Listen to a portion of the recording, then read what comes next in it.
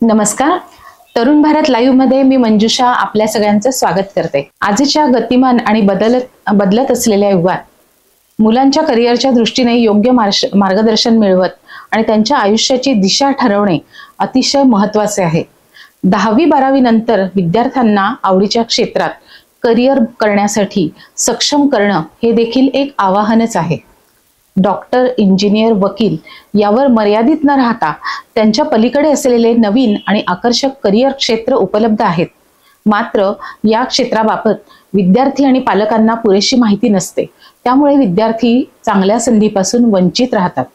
आणि ही बाब लक्षात घेता या विविध क्षेत्रांची माहिती विद्यार्थी आणि त्यांच्या पालकांना व्हावी आणि त्यांना योग्य ती वाट सापडावी या हेतूचे शिक्षण आणि सामाजिक क्षेत्रात सूर्या फाउंडेशन सतत कार्यरत असलेले एक फाउंडेशन आहे. यानुसारच सूर्या फाउंडेशन विद्यार्थी आणि बेरोजगार तरुणांसाठी घेऊन येत आहे खानदेश करिअर महोत्सव. या मुलाखतीच्या निमित्ताने सूर्या फाउंडेशनच्या अध्यक्षा डॉक्टर अर्चना सूर्यवंशी यांच्याकडून जाणून घेऊया अधिक माहिती. नमस्कार अर्चना ताई. नमस्कार. तरुण भारत लाईव्ह मध्ये तुमचं स्वागत. ताई, आम्हाला जाणून घ्यायला आवडेल की तुम्ही सूर्या फाउंडेशन तर्फे एक खानदेश करिअर महोत्सव घेत आहात, तर नेमकी काय संकल्पना आहे? ऍक्च्युली खानदेश करिअर महोत्सव हा एक प्रकारे तुम्हाला एज्युकेशनचा मेळावा म्हणता येईल, तुम्हाला एज्युकेशन मेळावा म्हणता येईल किंवा शिक्षणाचा महाकुंभ म्हणता येईल. तिथं तुम्हाला विविध क्षेत्रातले म्हटलं आजकाल काय होतं मुलांना की फक्त मुलांनी डॉक्टर झालं पाहिजे, इंजिनियर झालं पाहिजे ह्यावर आपला फोर्स असतो. तर त्या व्यतिरिक्तही खूप सारे सोर्सेस आहेत आपल्या याच्यात उपलब्ध आहेत, जसं की फूड टेक्नॉलॉजी, ॲग्रिकल्चर वगैरे जसं आहे. आणि या सगळ्या कोर्सेसची आणि उपलब्ध असलेल्या सोर्सेसची माहिती उपलब्ध करून देण्यासाठी आम्ही हा मेळावा आयोजित केला आहे. अच्छा, यंदा हा महोत्सव तुम्ही घेताय, तर हा नेमका कधी आणि कुठे असणार आहे? येत्या 10 एप्रिलला जळगावच्या GS ग्राउंड म्हणजे शिवतीर्थ मैदानावर हा असणार आहे. सायंकाळी 6:30 वाजता म्हणजे असं चालू होणार. खानदेश करिअर महोत्सव हा 3 दिवसाचा कार्यक्रम असणार आहे आणि तो जळगावच्या अतिशय प्राईम लोकेशनला असणार आहे. तर या 3 दिवसात तुम्ही नेमकं काय काय तिथे मार्गदर्शनपर किंवा व्याख्यान किंवा जे तुमचे कार्यक्रम आहेत ते कसे असणार आहेत? पहिल्या दिवशी आपण सायंकाळी अलकाताईंसोबत महिलांसाठी ब्रायडल शो ठेवलाय, ज्यात महिलांनी स्टिच केलेले युनिफॉर्म आहेत आणि महिलांनीच मेकअप केलेले काही आपले आर्टिस्ट आहेत. म्हणजे त्यात महिलांचं मेकअप आणि स्टिचिंगचं जे करिअर आहे त्याबद्दल तिथं गाईडलाईन होणार आहे. अलकाताई सोबत त्याला जजिंग करणारच स्वतः. जवळजवळ आपले 19 ते 20 मॉडेल्स ते आपल्याला प्रेझेंटेशन देणार आहेत. सोबतच आपण काही जिल्ह्यातल्या मान्यवर महिला आहेत ज्या विविध क्षेत्रात कार्यरत करत आहेत त्यांचा सत्कार ठेवला आहे. आणि आपल्या सगळ्या भगिनींसाठी आपण तिथं विविध गेम्स राबवले आहेत, विविध स्पर्धा राबवल्या आहेत. त्या गेम्समध्ये आपण आकर्षक बक्षिसं पण ठेवली आहेत अलकाताईंच्या हातून. आणि सोबतच आपण प्रवीण माळी सरांचं आयतं पोयतं हे व्याख्यान ठेवलं आहे. त्या आयतं पोयतं व्याख्यानमध्ये महिलांनी आपल्या घरात कसं मिळून जुळून राहायला पाहिजे, आज जी म्हणजे संकल्पना एकत्र कुटुंब पद्धतीची सध्या नाहीशी होत चालली आहे, तर त्यातच महिलांसाठी गायडन्स की आपल्या कुटुंबासोबत राहिल्यावर काय फरक पडतो आणि एकटं राहिल्यावर काय फरक पडतो हे गायचं गायडन्स आपल्याला प्रवीण माळी सर देणार आहेत. त्या प्रकारे असं आपण फर्स्ट डे पहिल्या दिवशी छान प्रकारे अलकाताईंसोबत करणार आहेत. महाची साडेफेम सोबतच आपण अलकाताई कुबल यांची पॅरोडी ठेवलेली आहे.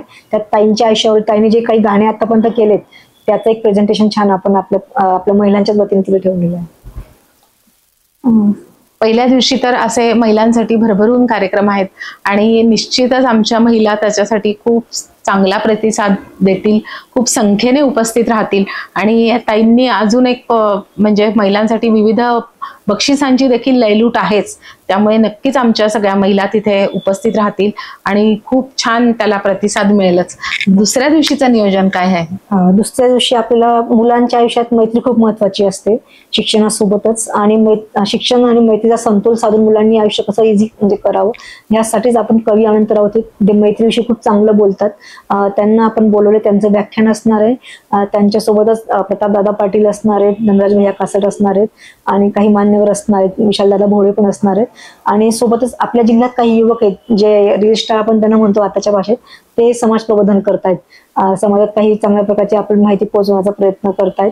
तर अशा रील स्टार किंवा अशा युवकांचा आपण सत्कार सन्मान सोहळा त्या दिवशी ठेवला आहे आणि काही सांस्कृतिक कार्यक्रम त्या दिवशी ठेवलेत आपण. ताई, तुम्ही जे हे कार्य करता आहेत त्यामुळे जे तळागाळातले विद्यार्थी आहेत त्यांना तर यामुळे नक्कीच प्रोत्साहन मिळेल. शिवाय ज्यांची कार्य आपल्यापासून उपेक्षित आहेत किंवा जे कार्य करता आहेत पण समाजापुढे येत नाहीये ते देखील मुलं, युवक नक्कीच या कार्यक्रमात पुढे येतील आणि त्यांना प्रोत्साहित करण्यासाठी आपण त्यांना पुरस्कार देखील देत आहात. अतिशय मानाची आणि सन्मानाची गोष्ट आहे. तिसरा दिवस कसा असणार आहे? तिसऱ्या दिवशी आपले स्टॉलचं सकाळपासूनच असणार आहे. स्टॉलची रेलचेल असणार आहे. पालकांना मी आवाहन करते की प्रत्येक पालकांनी यावं आणि स्टॉलमध्ये माहिती घ्यावी आणि आपल्या मुलाचं करिअर बद्दल गायडन्स करून घ्यावं. आणि सायंकाळी आपण आपले राज्याचे शिक्षण मंत्री माननीय नामदार श्री दादाजी भुसे येणार आहेत. सोबत आपले पालकमंत्री माननीय नामदार श्री गुलाबरावजी पाटील, नामदार गिरीजी महाजन असणार आहेत. तसेच सर्व जिल्ह्यावरचे मान्यवर जसे की आमदार राजमामा भोडे, अमोलदादा पाटील, अमोलदादा जावळे वगैरे सगळेच असणार आहेत. सोबत आपण काही शैक्षणिक संस्था खूप चांगलं काम करतायत. त्या शैक्षणिक संस्थांचा आणि काही आदर्श शिक्षकांचा पुरस्कार सोहळा त्या दिवशी ठेवला आहे. तर सगळ्या जिल्ह्याभराच्या संस्था त्या दिवशी इथं उपलब्ध असणार आहेत आणि सोबतच काही शिक्षक, आदर्श शिक्षक असणार आहेत, त्यांचा मान सन्मान त्या दिवशी होणार आहे. खरोखरीच एक गुरु जर आपल्या आयुष्यात चांगला मिळाला तर आपलं आयुष्य घडण्यास खूप मदत होते आणि नक्कीच तुमच्या या उपक्रमात तुम्ही गुरूंना देखील तिसऱ्या दिवशी खूप सन्मान देत आहात. त्यांना एक मानाने त्यांना पुरस्कारित करता आहात. तर नक्कीच या सगळ्या गोष्टींसाठी तुम्हाला खूप खूप शुभेच्छा. मला असं वाटतं या सगळ्या कार्यक्रमातनं विद्यार्थ्यांना एक चांगली दिशा तर मिळेलच, तसंच त्यांना नोकरीच्या दृष्टीने देखील किंवा त्यांच्या स्वतःचा उद्योग सुरू करण्याच्या दृष्टीने देखील खूप काही प्रोत्साहन आपण देऊ. खूप काही मार्ग त्यांना वाटा मिळतील आणि या कार्यक्रमाची संकल्पना जी होती ती तुम्ही छान दृष्टीने राबवत आहात. तर तुम्ही या कार्याकडे कसं बघता आहात आणि तुम्हाला नेमकं काय आता अपेक्षित आहे यातनं? ऍक्च्युली मी गेल्या 15 वर्षापासून एज्युकेशन सेक्टरमध्ये आहे. मी आधी जॉब करते, त्या स्वतः स्कूल रन करते. पण मी तेव्हाही एकच बघते, आता माझ्या 10वी पर्यंत स्कूल आहे. पालकांचा एकच हट्ट असतो की पर्सेंटेज, मुलांना एवढेच पर्सेंटेज मिळाले पाहिजे, असंच झालं पाहिजे, तो डॉक्टर झाला पाहिजे, इंजिनियर झाला पाहिजे. आणि याचा कुठेतरी इम्पॅक्ट मुलांच्या मानसिकतेवर होतोय आणि पालकांच्या मानसिकतेवर पण होतोय. तर याबाबत आमचे नामदार, आमचे जे पालकमंत्री आहेत त्यांच्याशी पण मी चर्चा केली होती आणि त्यांना माझी संकल्पना मांडली होती. त्यांनाही खूप आवडली आणि त्यांनी मला यासाठी प्रोत्साहन दिलं आणि आम्ही हा कार्यक्रम राबवतो. खरोखरच एक जी नेहमीची पाऊल वाट आहे त्याच्याने न चालता आपली स्वतंत्र एक वाट काढून आणि आपल्या स्वतःच्या वैयक्तिक जे गुण आहेत त्यांना पुढे आणून त्याचा विकास करण्यासाठी तुम्ही नक्कीच मुलांना खूप छान मार्गदर्शन करत आहात. तुमच्या कार्यासाठी खूप खूप शुभेच्छा.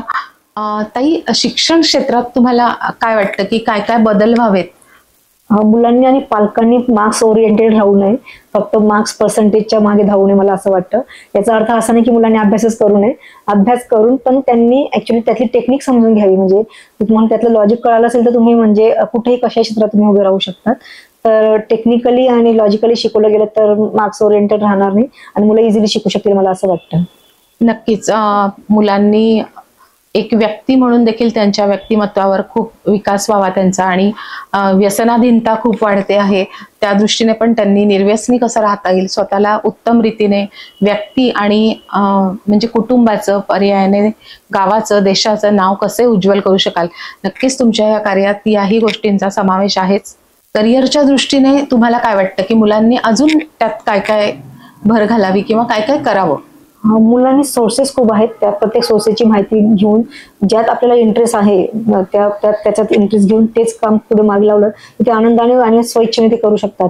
म्हणजे इंटरेस्ट नसलेल्या गोष्टी त्यांनी जर केलं त्यात तेच मनापासूनही करणार नाहीत आणि त्यात ते प्रगती करू शकणार नाहीत.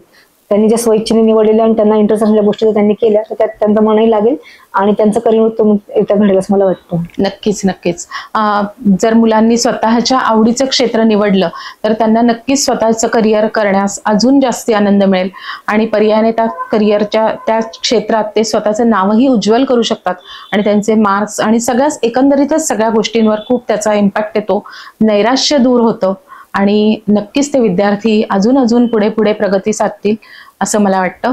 आपण बघतो की पालक खूपशी माहिती फक्त डॉक्टर, इंजिनियर आणि वकील या क्षेत्रातलीच घेतात आणि जी मुलांना जी आवश्यक आणि उपयुक्त किंवा ज्या ठिकाणून त्यांना खूपसा पैसा पण उपलब्ध होत असतो, त्यांना रिटर्न्स खूप चांगले होत असतात असे फूड टेक्नॉलॉजी किंवा कॉस्मेटॉलॉजी किंवा असे अनेक त्यांनी स्टॉल तिथे उपलब्ध करून दिलेले आहेत आणि मला असं वाटतं त्याचा देखील पालकांना अतिशय भरभरून माहिती मिळेल आणि त्यांच्या मुलांचा, पाल्यांचा जिकडे ओढा असेल तिकडे ते पालक त्यांना नक्कीच नेण्यासाठी उद्युक्त होतील आणि त्यांना नक्कीच फायदा होईल. अर्चनाताई, खानदेश करिअर महोत्सव हे एक शिवधनुष्यच तुम्ही पेलत आहात आणि या शिवधनुष्य पेलण्यासाठी तुम्हाला आमच्यातर्फे खूप खूप शुभेच्छा. तुम्ही जळगावकरांना काय आवाहन करू इच्छिता? संपूर्ण जळगावकर आणि जिल्हावासियांना माझा नमस्कार.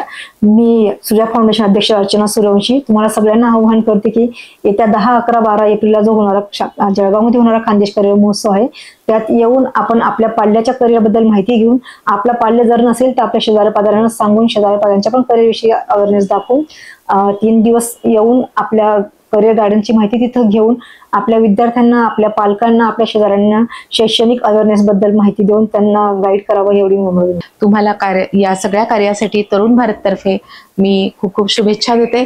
आणि तुम्ही तरुण भारत लाईव्ह मध्ये आलात, आम्हाला छान मार्गदर्शन केलं, तुमच्या कार्यक्रमाबद्दल सांगितलं, त्याबद्दल खूप खूप धन्यवाद. थँक्यू.